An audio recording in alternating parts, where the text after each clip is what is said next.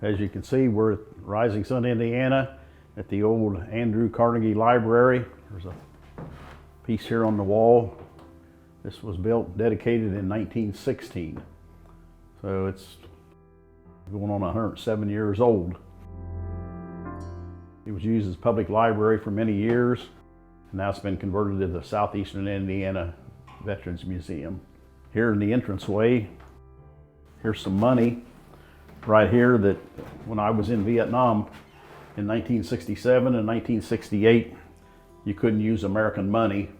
So this on the left-hand side here, see a dollar, 50-cent, quarter, dime, nickel. That was military payment certificates, MPC. That's what you used on base camps.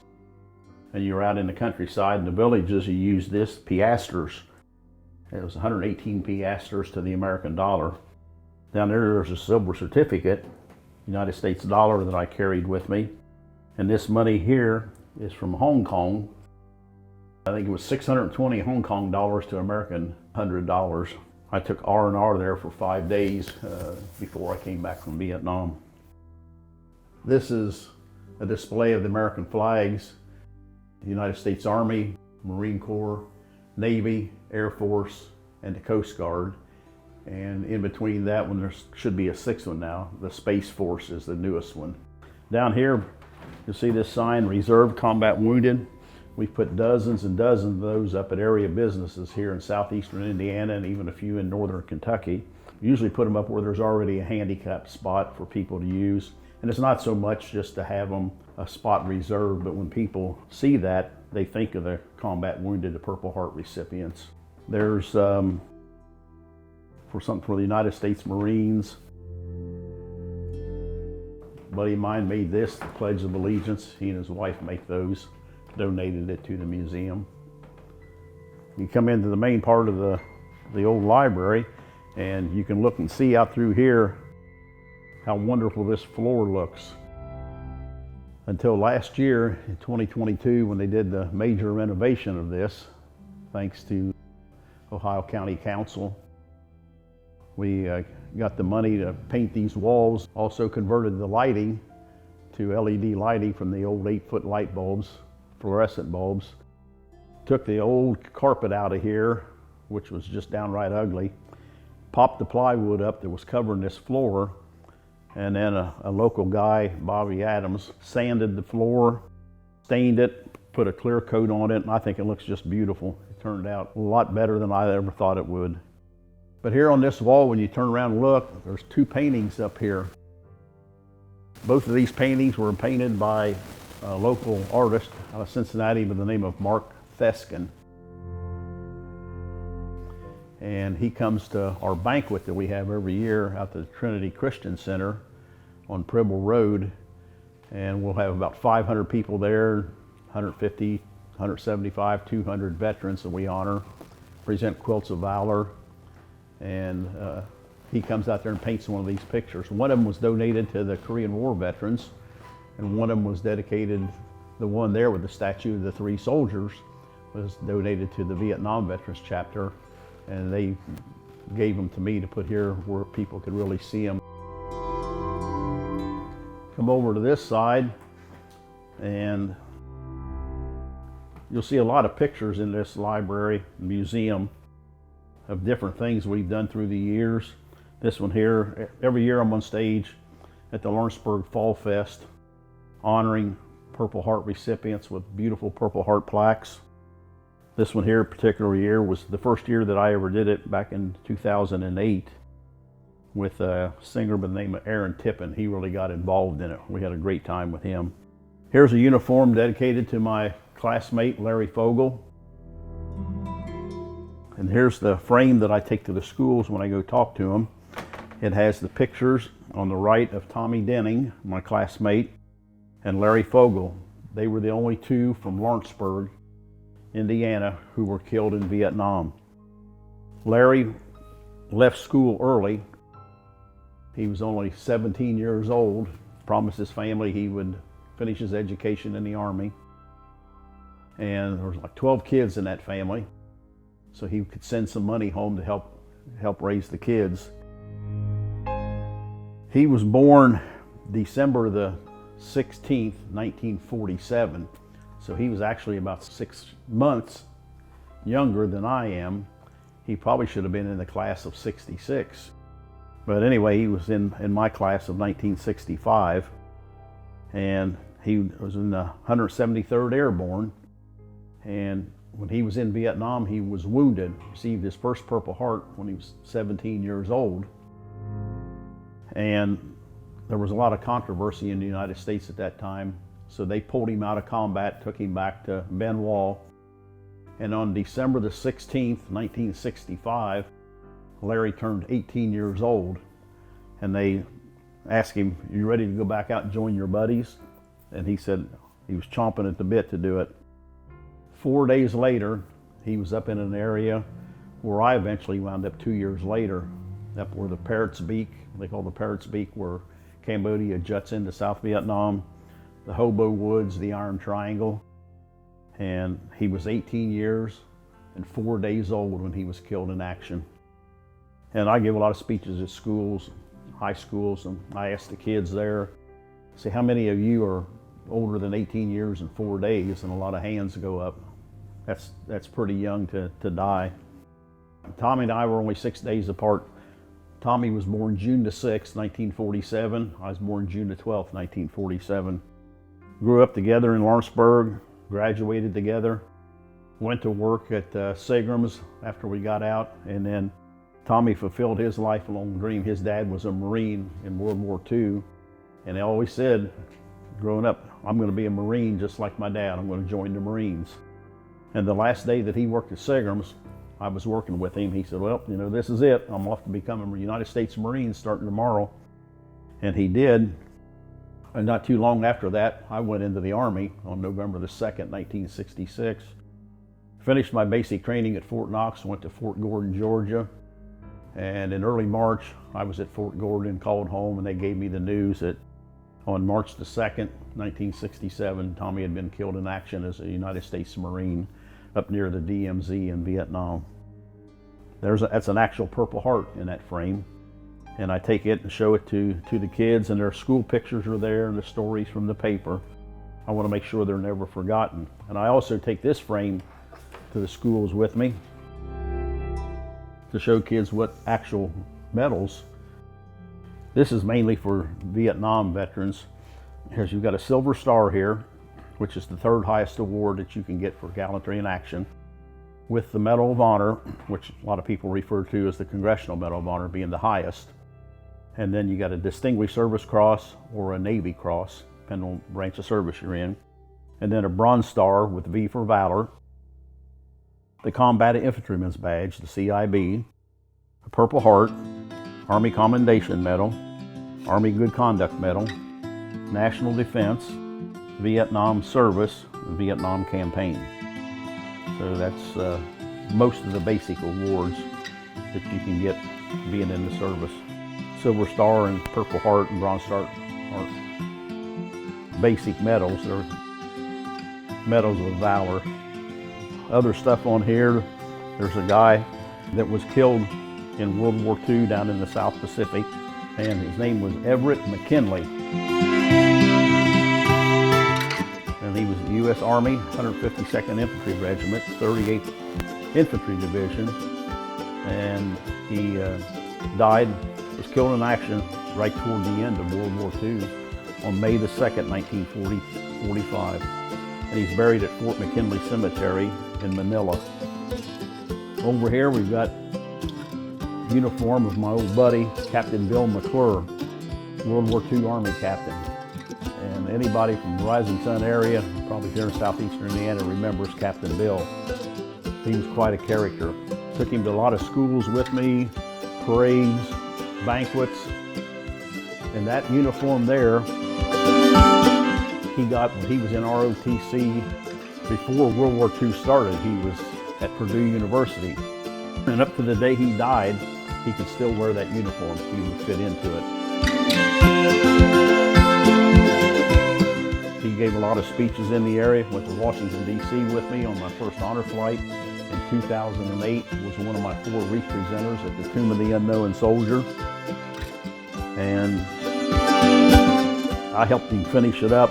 He got World War II. He didn't have all the bells and whistles on it, so we went ahead. He was an artillery captain. So we went ahead and finished decorating it all up. And there's pictures.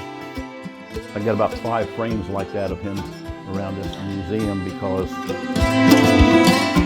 just so many articles from the paper and so many pictures we took through the years and did things. And I had them all on display on the easels at his funeral. There in the window you can see that's an American burial flag. That's one of the honors I get being in the Southeastern Indiana Honor Guard and the Rising Sun Color Guard. I get to take the flag off the casket, and the burial flag is 5 feet tall, 9.5 feet long. And I will fold the flag into the triangle, kneel down and present it to whoever the family designates that will receive it. And then hopefully people will take it like that and put it in a shadow box. And like here's one of Captain Bill's right here. And I put a nomenclature plate on them with their name, date of birth, date of death, and where they served. And that's Captain Bill's right there. And this one here is a World War II veteran. I put the plate on for him. And that's Floyd Wayne Bond. He was a Marine pilot that was killed. And then got a lot more memorabilia up here. These are games and toys. And I'll probably never take them out. I just like the artwork on them. Things about, World War II, World War I, the Civil War, Custer's Last Stand. I love the artwork on them. This is a couple pictures of Sammy Davis, Indiana's only living recipient of the Medal of Honor. He's been here in Southeastern Indiana with me several times. And as we're filming this in January of 2023, looking forward to Sammy coming down at the end of April for 3 days with me. We're going to Lawrenceburg, South Dearborn, Rising Sun schools and talk to all the kids. And then we're going to dedicate our Huey helicopter up here at Lesko Park in Aurora. He'll give the dedication speech. But Sammy's the only one, Medal of Honor recipient, that takes that medal off and hands it to the kids, so all the kids get to hold that piece of American history. That picture's of Audie Murphy, considered by a lot of people the most decorated hero of World War II. And every year when I go to Washington, D.C., right up by the amphitheater, we go watch the changing of the guard. Audie Murphy's grave is the first one there. Been to it dozens of times. Here's a picture of me with Sammy Davis and one of Sammy's citations, and Joe Galloway, who co-wrote the book We Were Soldiers Once and Young, they made the movie about. There's my first 4 wreath presenters right there. This is a picture of my very first honor flight back in 2008. I took Captain Bill McClure, Joe Ricketts from Beebe, Paul Livey from Rising Sun, and Bud Swales from Dwight, Indiana. And Bud Swales, the one that brought to my attention about the honor flights and getting people together to go. He called me, and Captain Bill, and I said, I just read an article in the Cincinnati paper about that a couple of weeks ago. So Veterans Day of 2007, we invited people to come to the program at Rising Sun. That's when we started signing people up. And on June the 25th, 2008, made my very first honor flight to Washington, D.C. And then we did one the next year, 2009, with the guys from the Lawrenceburg area. Another picture of Captain Bill and the guard. Like I said, Floyd Wayne Bond, he's buried down to Beebe, Indiana.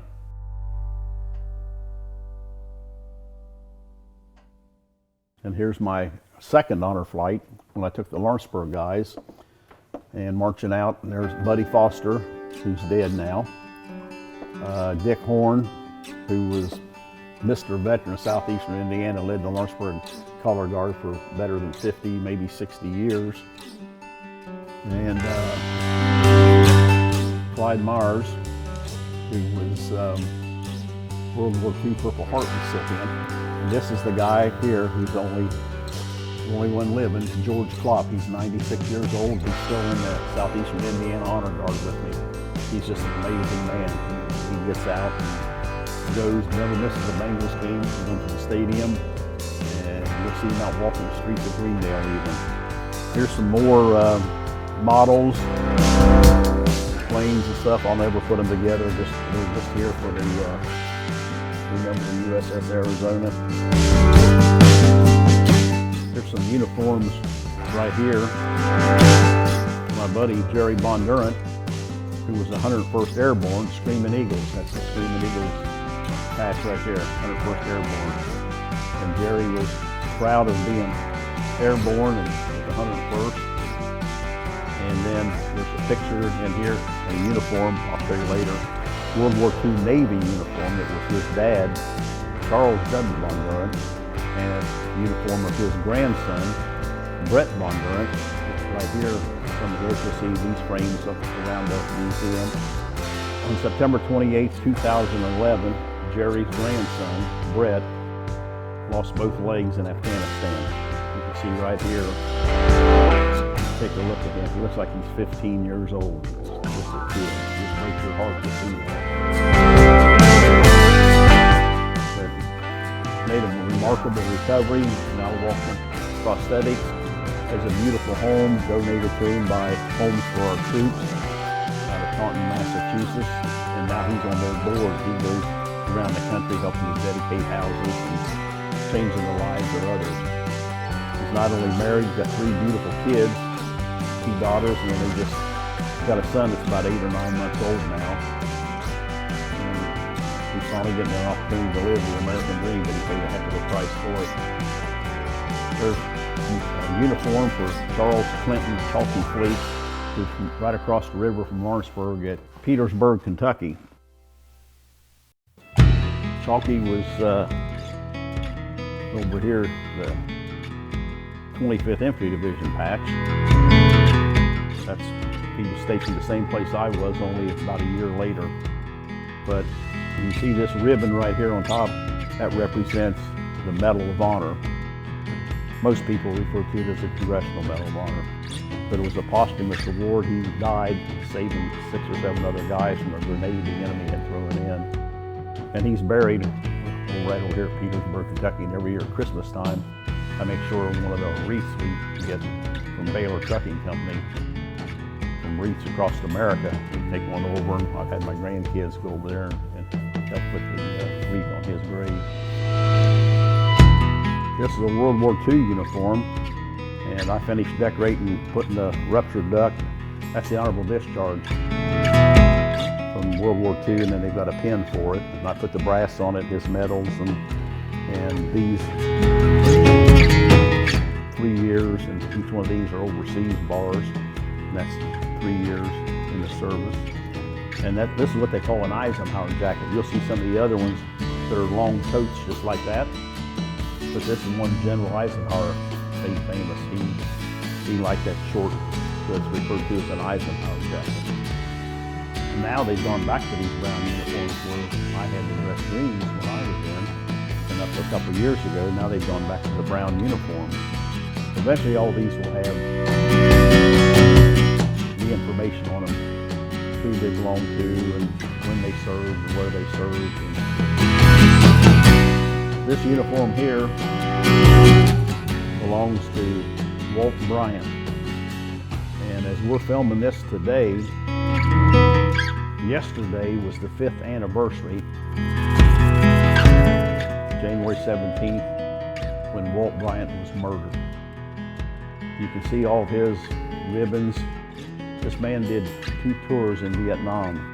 He's got 3 Bronze Stars with V for Valor, 2 Purple Hearts, Army Commendation Medal with V for Valor with an oak leaf cluster. Just highly, highly decorated. And he was murdered by his own grandson. This grandson murdered his own mother and his grandpa, Walt.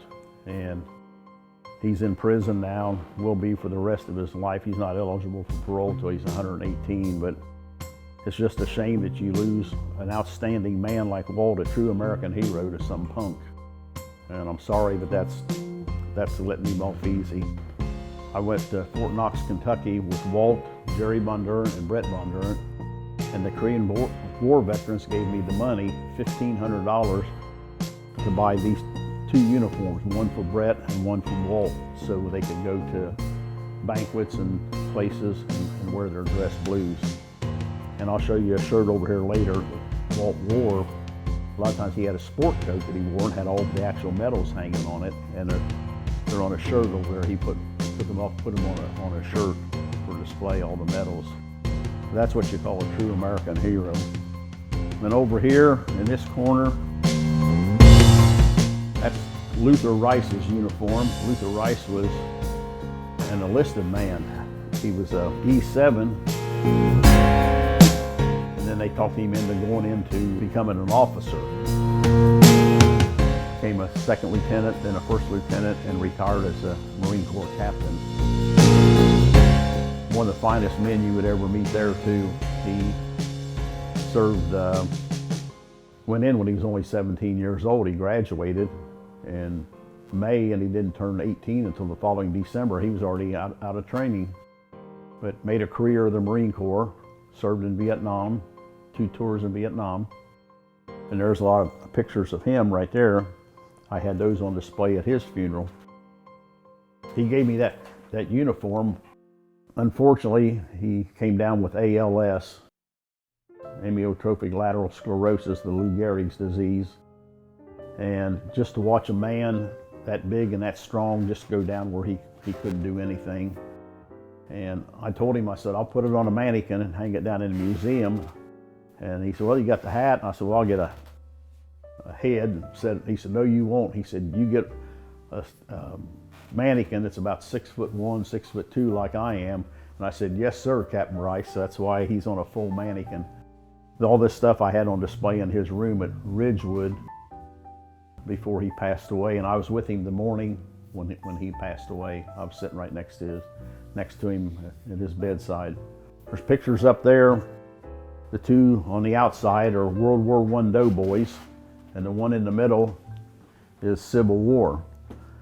And I've taken them apart, used magnifying glass to see if I could find a name on them, but unfortunately, and it's a shame because those are somebody's grandpa, great-grandpa, great-great-grandpa, and they would love to have those pictures, but nobody knows where they are except I've got them here.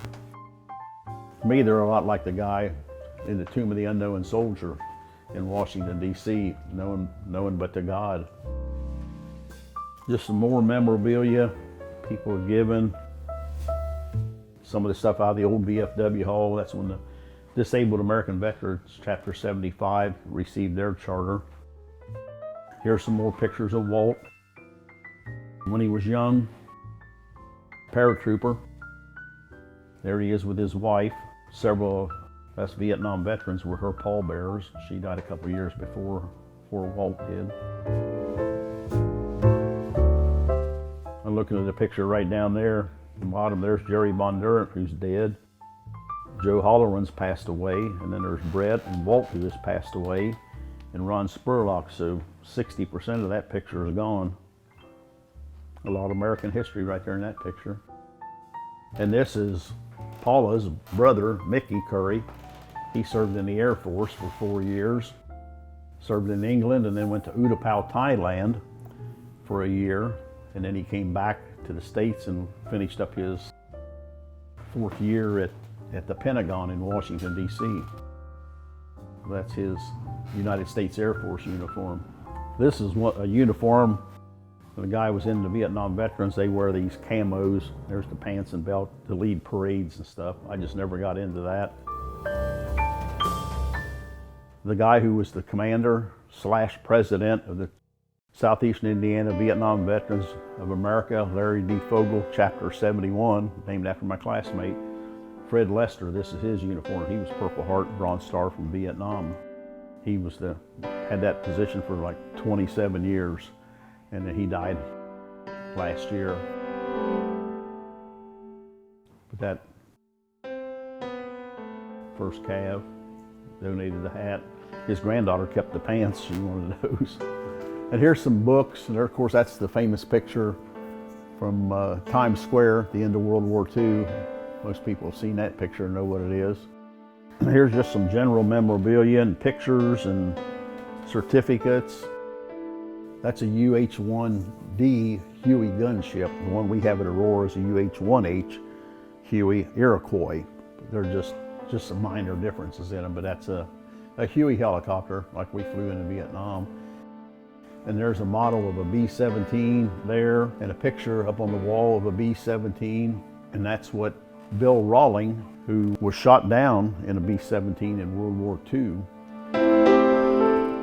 and was a prisoner of war for 17 months. He was the belly turret gunner. Down on the bottom of that plane, you can see that gun turret. That's where he was. And here's some certificates and things. And this is the plaques I was telling you about. We've given dozens of these, presented them to Purple Heart recipients here in southeastern Indiana. Got the We the People, the Constitution in the background, American flag, head of a American bald eagle with a Purple Heart in its beak. We present them to different people. Most of them I knew, and we're about to run out of them. We've presented so many of them, and there's not much action going on now, and that's not a bad thing either.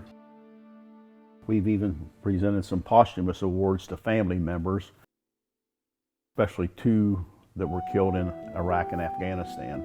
Presented them to the families. More uniforms here. Mick Liggett, here from Rising Sun. One of the original Vietnam veterans jackets, one of the old Korean War veterans jackets. And then you got some World War II Navy things in here. Got several of these, the G.I. Joe dolls here. That one's for General Dwight D. Eisenhower, who later was President Eisenhower. Some of the hats, mini hats, and ammo boxes. A lot of newspapers in here, things about the beginning of World War II and the ending of World War II, and when President Kennedy was shot. And here's one of General George Patton. There's one of his dolls. A picture of Old Blood and Guts. Some stamps, Gold Star Mother stamps from 1948.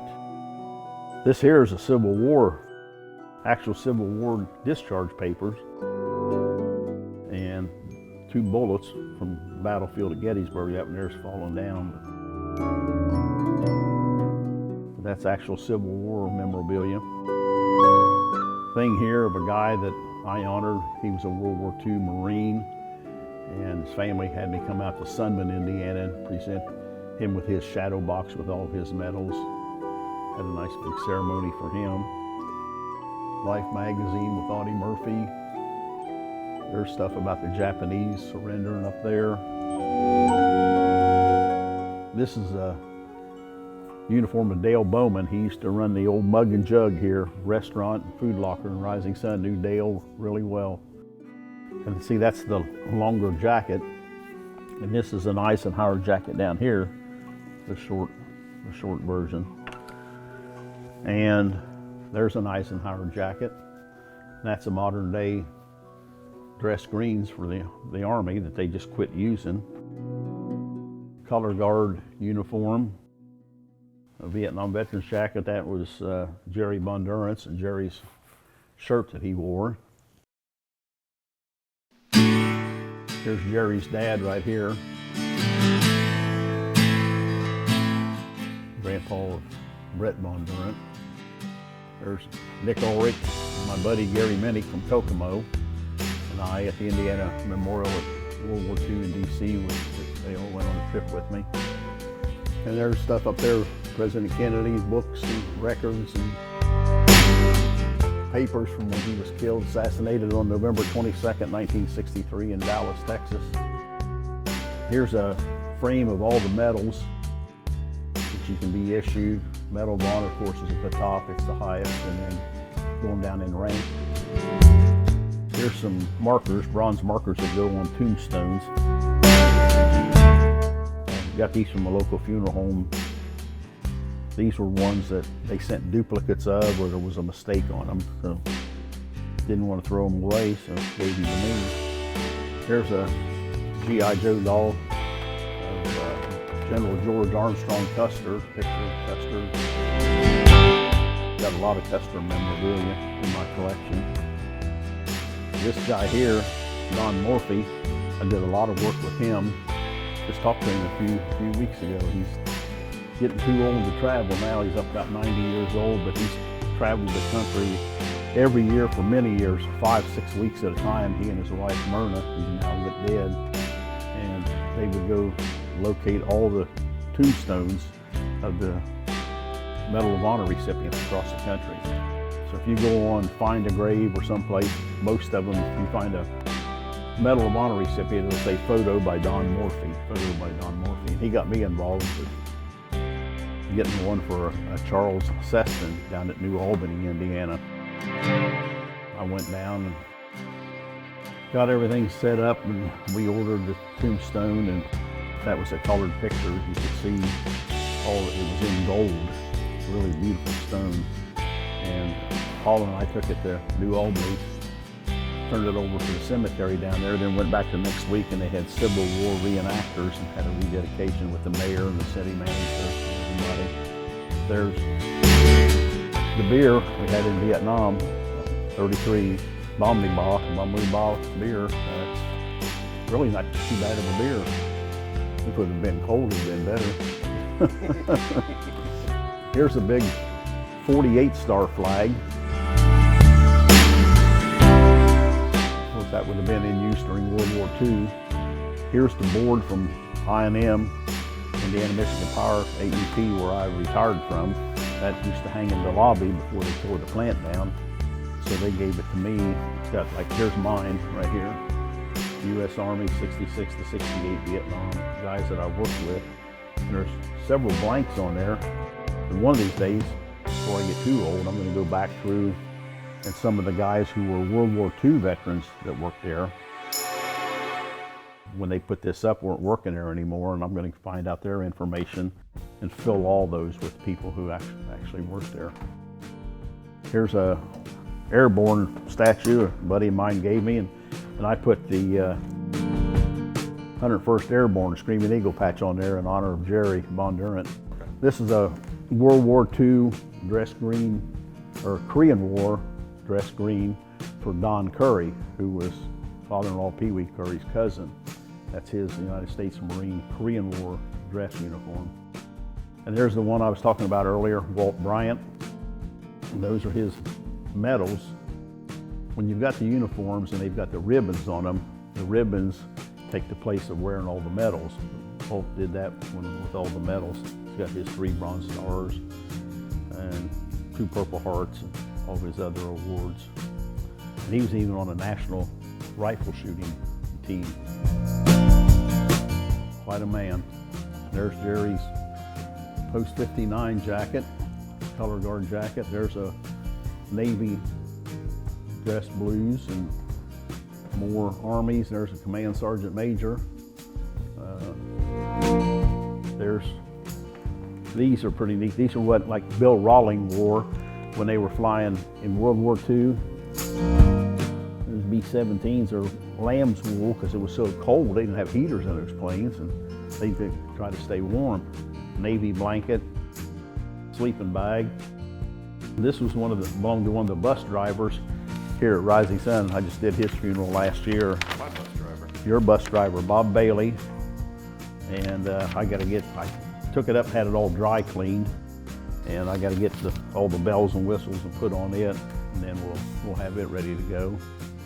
Gilbert Nolte, he was well known here in southeastern Indiana. He lived out at Farmer's Retreat. Mountie Mountie was a good friend of mine, and his wife Jeanette, she's been to DC with me, and she donated all the Mountie stuff. Another Air Force uniform. World War II. This is World War I Doughboy. World War Doughboy jacket, and then the pants. Foot locker, trunks, like you keep your stuff in when you're in the Army. Aunt Peg, my dad's sister's uniform from the VFW, she donated it. This guy's World War II. He's from Switzerland County. This is my father-in-law, Pee Wee Curry, Henry Paul Curry, Pee Wee Curry. Served in the European theater, was with the 9th Army Air Corps right there. That's 9th Army Air Corps, which later became, in 1947, the United States Air Force. And he was in England, and then they went across the English Channel into France, and worked their way through France and up through Belgium and finally into Germany toward the end of the war. That's my uniform there, my dress greens. When I went to Vietnam in August of 1967, they took my dress greens away from me. You don't need dress greens. You're not going to go any place in Vietnam. You wore jungle fatigues. So when I came back and got discharged August 29th of 1968, they gave me some brand new dress greens and put the ribbons and shooting badges and everything on it. I went from Oakland, California, across the bay to San Francisco, flew in that uniform to Chicago, down to Indianapolis, and never had it on again. The kids wore it sometimes for Halloween or something, but it's the only time I had it on. They gave me new shoes and everything, and I thought, what a waste. I'm just flying home. But when I went over to Vietnam, I weighed 155 pounds, and when I came home, I was down to 137. So years later, I tried to get my hand, I couldn't get my hand down in that sleeve, but it was a long time ago. It's been 54 years now. This uniform here, this BDU, is Brett Bondurant's. And you see here, the camo patch like we wore in Nam. He was 25th Infantry Division, but he was 4th Brigade, which is the Stryker Division. The new vehicles were like new armored personnel carriers, named after two guys with the last name of Stryker. One of them was Bobby Stryker from Vietnam, and the other was a Stryker from World War II. Bobby Stryker served with a couple guys that I knew here from southeastern Indiana in Vietnam, and he was killed. Posthumously awarded the Medal of Honor, and they named the Stryker vehicle after him. And that's Brett's great-grandpa, Jerry Von Durant's Brett's grandpa, and this was his great-grandpa, Charles William Von Durant. Brett actually wore this uniform when he went with me in 2013 to Washington, D.C., and he was one of my 4 wreath presenters, along he and Walt Bryant and his grandpa Jerry and Eddie Roberts, who is his wife's grandpa. And he actually wore that as an actual Purple Heart in his combat incident band. He had that uniform on. We had gone to the White House on the Lafayette Park side, and that's where all the protesters are. And I told them before we got off the bus, I said, if they come up to you, just ignore them. They don't exist, so just don't bother with them. They're looking for publicity. So this goofball guy, I'd say he's probably about the age that I am now, his 70s. And he came over to me, and I had probably this shirt here. This 2013 shirt? 2013, so these are the shirts that we had on that year. And this is part of my collection of them from each year downstairs. And he goes, "Are you a veteran?" And I looked at him like, "You're a goofball." I just ignored him. And he had a sign, I don't know, they were protesting something in Central America. He asked me 3 or 4 times. I said, "Buddy, can you read?" I said, "It says Indiana veteran. I'm from the state of Indiana. Yes, I'm a veteran." He goes, "Well, if you serve this country, you're a coward." And I just grinned at him, how stupid he was. So Brett was there, and Brett said, "What'd he say?" And I said, "You know, the only reason you have the right to get out here and protest is because of somebody like Brett." I said, "He lost both legs in Afghanistan, serving our country, which evidently you didn't have the guts to do, and sacrificed both of his legs." And he said, "You were in Afghanistan?" He goes, "Well, you're a coward too." And Brett looked at me, and we just laughed at him. But there was a guy watching that tried to get at him, and of course the guards are there, you know, DC police and Secret Service people and all, and they're not going to let you do anything. So I looked at the guy, and there was a pretty good crowd around by then. And I said, "I'm just going to leave you with one thing, mister." I said, "Thank God that you live in the United States of America and you have all the freedoms that we've protected and Brett has. Otherwise, you would have done disappeared." I said, "And remember this, You can never come up to the level of a United States veteran, and we will never come down to your level, so enjoy it. Walked away, and I said, there was one of the DC Capitol Police guys there, and he looked at me, he gave me a thumbs up. But yeah, you can't. They have the right to protest, but like my buddy, Medal of Honor recipient Sammy Davis says, you can protest the war, but never protest the warrior. And that's the way it should be. This here, there was only 15 of these made, and I bought one of them. One of the few things I bought in this museum from my buddy who does the Purple Heart plaques for me, Phil Darbani, down in Youngsville, Louisiana. He came out with these and had these built, and they only made 15 of them. And it's got a Purple Heart Challenge coin in it. And I had him put the thing in honor of the Purple Heart recipients of Southeastern Indiana who have so bravely served our great nation and have been wounded by enemy fire. May God bless them. Well, he told me a few years ago, I bought this probably 10 years ago, 3 of them got broken, shipping them to people. He said, I packed them. He said, I'd say it was impossible to break, but they did. This is some money from Germany in World War II. There's a silver certificate. This is a Navy uniform, and this belongs to Jim Bowes. He was a United States Marine. He got his medals actually on it. Nothing sharper than a Marine in their dress blues. It's the sharpest uniform. Here's some maps I put together. It's got Iraq in it, over in that area. Another one for the Middle East, Saudi Arabia, Iran, Iraq. This is a modern day BDU for Navy. And this is a World War II uniform. Guy was a Silver Star recipient. He was a medic. Saltini, Leland Saltini from Aurora, Indiana. And I got a flag over here I'll explain later about Saul's grandmother made. Here's some jungle fatigues right here. It's the jungle fatigues. See the deep pockets, and they got the pockets on the pants. And this is a World War II. The guy that I worked with at I&M, Jerry Cleater, that's his dad's uniform. And Navy. Now this here is what the Viet Cong wore in Vietnam. And this was actually taken off of a dead Viet Cong. My buddy, Gary Minnick, from Kokomo, which Brian and Kelly referred to as Uncle Gary, he was with me for about 10 months at Cu Chi. And he left and came home in July, and he was in for 3 years.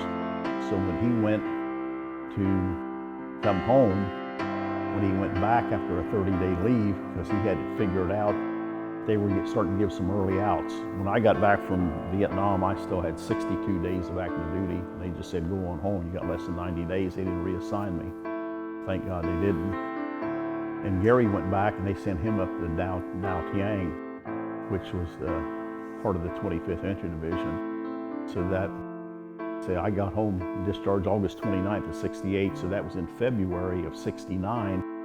And they were in Dao Tiang, and they got overran, and they killed several Viet Cong. And Gary took that uniform, those sandals, that helmet, and there's personal gear and stuff over here.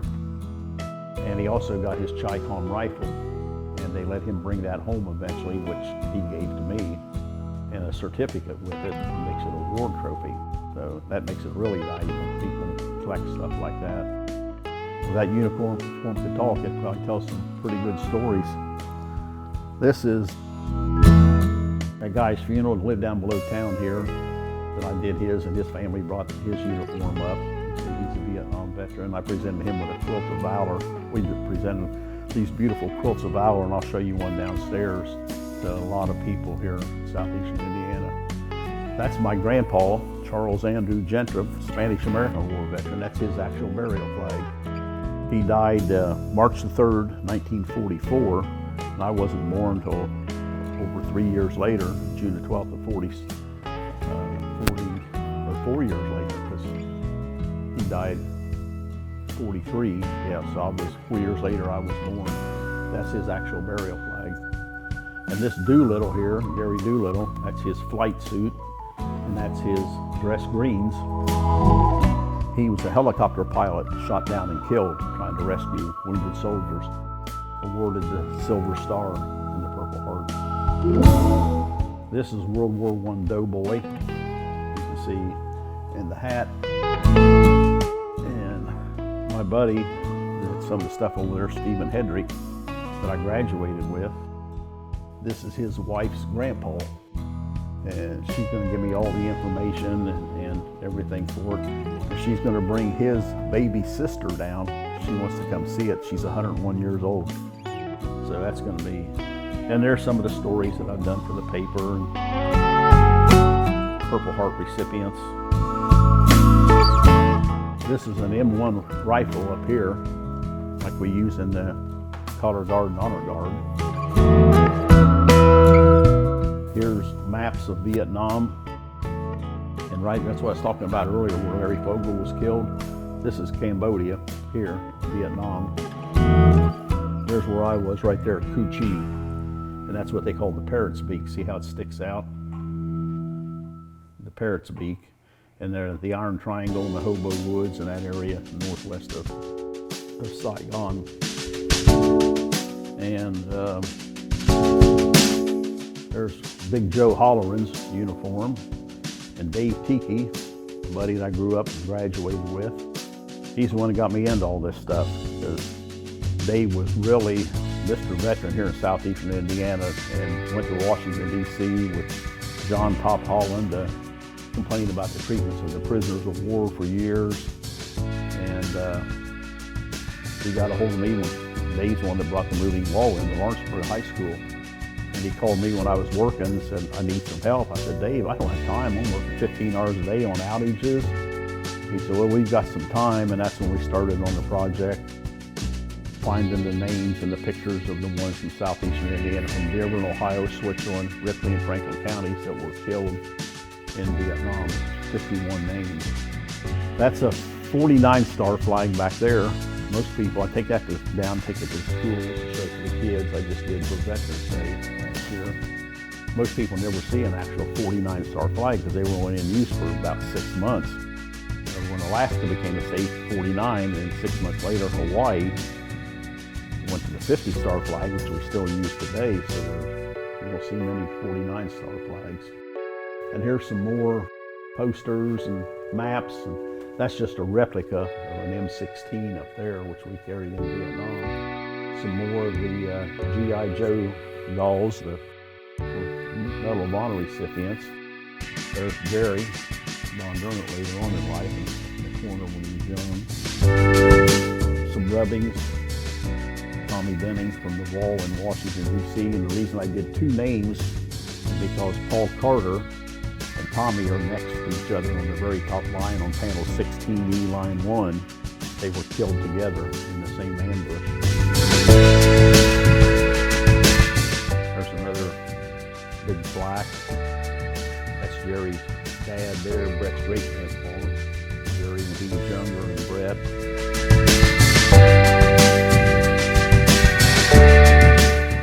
Pictures. There's a Huey helicopter. That's the one like we've got up to Aurora. That's a model of a Huey helicopter. When we were fortunate enough to get that helicopter up there, we eventually had it transported from Shelbyville, the National Guard Army, down to Liskey Trucking Company out on 50. And that group out there, workers, they put 350 hours, never charged a dime, sanding it, painting it, getting it ready to go. And we were trying to find a tail rotor. We called a guy, some boneyard out west, and said, we need a tail rotor. He said, well, you're not going to fly it. He said, just, I'll send you the dimensions of it, and just make it out of wood or metal, whatever you want to. He said, do you have the main rotors? And I said, yeah, we got the main rotors. He said, where are they? I said, they're with the helicopter. This company's got it out there. They're painting it, working on it. I said, they're just sitting outside. They're covered with a tarp on pallets. He said, oh my God, he said, get those inside under lock and key. He said, if you lose those and you want to buy them, he said, it'll cost you $93,000. I said, called Dr. and I said, lock those up. Then there's some steel pots, and there's a World War I steel pot, World War II, Vietnam, and the helmet liners that go in them. Pictures of more of my wreath presenters from the trips to DC. This is a thing I got at Toys R Us many years ago when you were little. It's a statue of the three soldiers of Washington, DC. I see every year. Here's my POW MIA train set. I think there's 27 cars in this, but all those train cars and these are extra medals, and the CIB, the Combat Infantryman's Badge, is right there. But if you see one that's got a star on it, that means they were in 2 wars. That could have been World War II, Korea, Vietnam. Very seldom did you see one of these with 2 stars on it, because that meant that person was World War II, Korea, and Vietnam. And here's the Korean Peninsula. Guys come in who are Korean War veterans. They want to see where they were. And this one here, Jackie Myers. William Henry Myers, Chico Myers, was killed in action in Vietnam. Really a sad story. They're all sad stories, but that one's really sad. He and his brother and mom and dad lived down in Florida, Georgia, Alabama. They were carnies that went around and worked the fair circuit in the wintertime, and then they worked their way north and come up, this way, all the way up to Michigan to go around, set up at these different fairs. Well, one year they were in Florida, and the mom died, and they just buried her in a pauper's grave. The next year the dad died, so these 2 boys were orphans. Their aunt lived out here at Salem, Indiana, and she went down and got them and brought them back here to finish raising them. And they're buried right out here at East Enterprise. And I didn't know about them. And my buddy Glenn Wright called me one day and said, you know there's a kid buried at East Enterprise that was killed in Vietnam? I said, Glenn, you're trying to tell me 5 miles from my house there's a guy buried, killed in Vietnam, and I don't know about him? No way. He said, well, I was in a meeting out there and got this book. He said, I got one for you, and it says he's buried at the New Liberty Church Cemetery.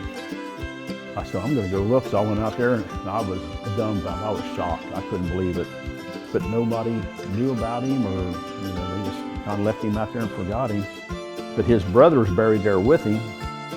And right here, Eddie. And on New Year's Eve of 1964, Eddie and Jackie, or Chico, they called him, were out hunting rabbits along the railroad tracks at Salem, Indiana. And Jackie had just killed one. He handed the shotgun to his younger brother. He said, you get the next one. They were climbing up a trestle, and his finger hit the trigger. He wound up getting killed. So you fast forward a couple of years, Jackie's the only one left. He joins the Marine Corps, joins the Navy. They make him the Navy foreman. Goes out, he gets killed on patrol. So the 2 boys are out there, all alone, buried. So I make sure they keep the flag on it, and every year at Christmas time I put one of the wreaths from Wreaths Across America on it. But we can't forget them. And another statue of the 3 soldiers, and plate of the 3 soldiers. Mom with Sammy just putting his medal back on him when he had it all passed around to kids. So that's the plate from the Vietnam Veterans Memorial. That's a World War I bond frame up there and picture. This is the flag I was talking about. I was, a lady came down, and a lady named Cindy Rottinghouse from Aurora brought this lady down right here. And here's the story that I did on here. She was, Mildred and her daughter Janice are both up there. But Saltini, his wife Mildred, I was given a speech up there and a thing for the residents at Ridgewood Nursing Home up at Benton County Hospital last year. And this flag is a homemade You see the hand stitching on it, all it was cut out and stitched together. Saltini's grandmother handmade this while he was in the South Pacific in World War II. Mildred gave this to me, gave me the uniform, and I'm up there talking about it, and Ronnie Spurlock and Mike LaFollette were with me, and I said, this flag was made by Saltini's mother. And this lady says, who'd you say? And I said, Saltini. She goes, that's my husband. And I'm looking, I said, where are you? I said, oh, there you are. I said, Mildred. And she didn't remember. She remembered coming down and giving me the uniform, the blanket, and she didn't remember the flag. She said, I always wondered what happened to that flag. I said, well, you brought it down and gave it to me, you and Cindy. So I did a story in the paper, local paper and the Beacon, to tell her story, but she said, I'm so thankful. She's about 98 years old now. I stop and see her once in a while up there. But, pretty neat story. This used to hang in the VFW Hall at Aurora, and it closed up.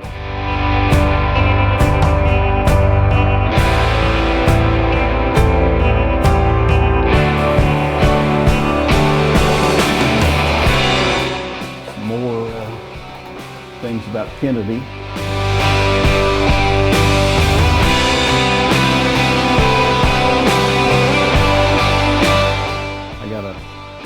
Betsy Ross flag hanging here. I take that to the schools, and there's some memorabilia and pictures back here in the kitchen. I got a bunch of uniforms there in the storage room that I got to sort through yet. POW/MIA flag, and these are the ones I talked about. Brett, when he lost both legs and came home, and they had these at his dedication of his house for Homes for Our Troops. More pictures of our trips to DC. Larry and Tommy up there. Honor guards. Honor guard on the field at the Reds games, where we go out to the Reds games and honor hometown heroes also. This guy here, Bob Gardewing, he flew the Burma Hump in World War II. He came down and gave me the money, you know. And then there's some of the stories that I've done for the papers of the ones who were killed in Vietnam, Dearborn, Ohio, Switzerland, Ripley, and Franklin counties. A lot of this stuff you see on the easels is on loan from Keith Moffin, who's the father of Matt Moffin, who went missing in Iraq, and then they found him a few years later. But all this stuff on these easels was out here for a display. They would bring a lot of school kids and people in to see them. My new poster from the movie We Were Soldiers. That's Fred Lester's thing of medals, commander, president of Vietnam veterans. His Purple Heart and Bronze Star, all his medals. We've got this nice conference table with 8 high-back chairs. We're going to be showing movies here. I told you about the Quilts of Valor that we present to veterans at dinners and banquets and Fall Fest. This is what a Quilt of Valor is. You can see how those are beautiful, those ladies. Rivertown quilters, they make them. This one here was made by a buddy of mine I worked with at I&M, Alex Smith. His wife, DeFane, handmade this one especially for me. And they brought it down here a few months ago and presented it to me.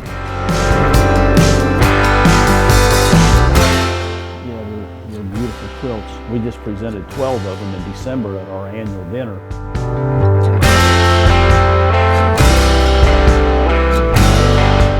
Got a lot of movies down here, DVDs, VHS tapes, more pictures of our trips to DC. We're going to do like when you go to Walmart and they got the displays with these posters in them, and you can, feed through them and look and see. We're going to make me a thing like that. So I got all these pictures, and I still got a lot of them to do up there from the trips.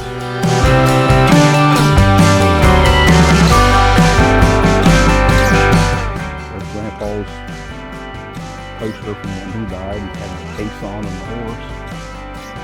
And more pictures of DC. More over here in the Enola Gay that's at the Udvar Hazy, and here's some more newspapers in there. These are what they call Britons, Custer's last stand, the soldiers and the Indians, some World War II German soldiers. Here's some more Captain Bill, things he did, old blood and guts, stamps from World War II. More pictures over here in frames. These are the foot pedals out of the helicopter we got at Aurora. They gave that to me at the dinner this year. I'm going to get a plate made for it. And these are the t-shirts like I've got on from my trips to Washington, D.C., and some for Brett Bondurant and other things. These are, I just got these, World War II, the ruptured duck, Eisenhower jackets, working on those. Commemorative bills for I put the front and the back of them. You got the Revolutionary War, the War of 1812, Mexican War, Civil War North, Civil War South, Spanish-American War, World War I, Pearl Harbor, World War II. We got the Air Force bill. We got that's the Korean War there, and another Korean War, Vietnam War, invasion of Grenada, Panama, Operation Desert Storm, Iraq, Operation Enduring Freedom. Then you got the Army and the Navy and the Marines and the Coast Guard and the Air Force and the Purple Heart bills are in there. I take those to school for the kids. And some more pictures and Kennedy's inauguration speech. Some of the smaller plaques we've given to the non-Purple Heart people, some of the younger ones that came back from Iraq and Afghanistan. We just presented them with plaques and had a big dinner for them. This is Bill Rawling, the guy that I told you was shot down in the B-17. Look how young he was. He told me, he said, I'm 18 years old and I'm shooting down German planes, and he said, I didn't have a driver's license. Yeah, he was one neat guy. Had a lot of fun with him and Captain Bill. That's the vest that Captain Bill would wear when we went to Washington, D.C. in his World War II hat, and those Japanese and Chinese people would go nuts. They'd line up to get their picture taken with him. That's Fred Lester's vest. And that's his thing that he would wear in parades and all. But I've got more uniforms in the back room back there to sort through and decide what I'm going to do with them, put them on display, than I actually have them on display out here. Well, I want to thank you if you've been down here to the museum. Hope you enjoyed it. A lot of military history in here. And I always encourage the kids when I go to schools and talk to them to go home and talk to their family members and see who in their family was in the military, so that they understand and they're not forgotten. People need to know. It's just like my family members, the whole way back to my grandfather being in Spanish-American War and great-grandfather in the Civil War out of Madison. And on my mom's side, in Kentucky, the Tanners, all the way back to the Revolutionary War. And it's like these pictures I showed over here, World War I doughboys and Civil War, those are lost. I'd love to have a picture of my great-grandfather in his Civil War uniform. I don't even know if one exists. I've never seen one. But my grandfather, I've got his basic training picture from Spanish-American War, of him in uniform. But there's a lot of memorabilia. People call me all the time and say, I found this in a trunk, or I found this, I don't know what to do with it. Just the other day, I had a lady call me from Lawrenceburg and went up and picked up a burial flag. I just put it downstairs in a display case. But I had one guy bring me one probably 10 years ago in a shadow box like that, and the flag, and picked it up at a yard sale for $1. You know, that was somebody's. And I've come across some horror stories of family members selling medals, Purple Heart recipients. One guy was killed in action. They just aggravate me, those kind of stories. So anyway, I recommend that you sit down with your kids, your grandkids, family members, and find out and record that family history so people know, and they can pass, I call it pass it on from one generation to the next. So thanks again for coming into the museum, and I hope you enjoyed it, and hope you come back and bring somebody with you.